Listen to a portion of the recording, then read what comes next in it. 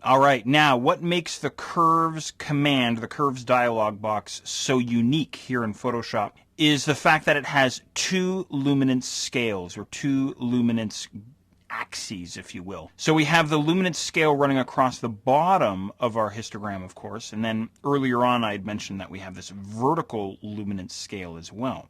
So here's what I'm going to do, and again, I want to try and keep this as straightforward as I can for you. This luminance curve, this diagonal line that intersects the entire histogram, what I can actually do is I can plot points along it. So what I'm going to do is I'm going to bring my cursor right over top of the dead center of this luminance curve, right in the dead center of my histogram, and I'm going to single click with this fella. Now what's interesting to note is the input and output fields on both scales, on both axes, both read 128. They're both 156 divided by 2, right? Which gives us 128. So we're in the dead center here. Now what's interesting is I can drag this point up and down inside the histogram, inside the curves dialog box here. And what's interesting is the input value hasn't changed. Well, I actually goofed it by 1 luminance level, but it's pretty much the same. But the output has changed. So essentially what I've done is I've remapped the luminance values at this point. I'm making them lighter. So if I drag up, I'm making any pixels that fall at this luminance level, I'm increasing their luminance. Or I could drag this dot down, hence the term curves, by the way, and I can make any pixels at this luminance value darker. So essentially anything that's sitting at 126 right now, I'm remapping now to be 65 in terms of the luminance values. Again, that scale from 0 to 255, right?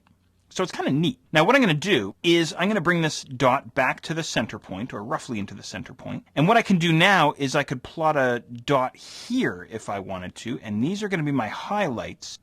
And then I also want to plot a point down here for my shadows, so I'm going to click right here. And then now essentially what I can do is I can control my luminance values much more accurately. So I could say, all right, take the highlights in this image and make them darker, but do so without affecting any of the other pixels inside my image.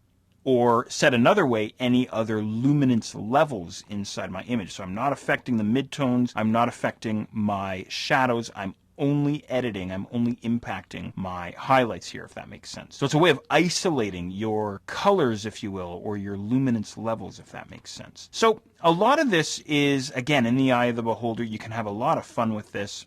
You can add as many points along this curve as you want. You can really go crazy. In fact, you can create some really wild and bizarre effects if you really wanted to. And you can also get rid of points here simply by dragging them off of the curve, just kind of yanking them right off. In fact, I could go all the way back to where you and I had started with just 1 point in the dead center of the image if I wanted to. So again, just a different way to work if I want. Now what's interesting to note as well, and here's another neat trick you can use, is let's say for example I want to manipulate the luminance levels or the pixels inside the foreground of my image here. Well, what I can do is I can actually drag with my cursor inside the image, and if you look back over inside the curves dialog box, you'll see a little beach ball following me around on that luminance curve. So in other words, these pixels here inside my image, inside the foreground center, if you will, are plotted way up in the top right corner of my curves. So if I want to edit these guys, what I could do is I could command click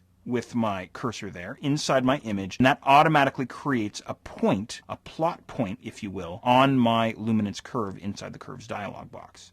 Pretty cool. So again, I could come into, let's say, the leaves, the sort of the foliage, if you will, and kind of see where these guys are being plotted out inside my image, maybe down into this area here. Hold down Command, or of course Control on the Windows side, single click, and now I get a plot point down towards almost into the shadow areas of my image. So you have a lot more control over what's happening inside your image.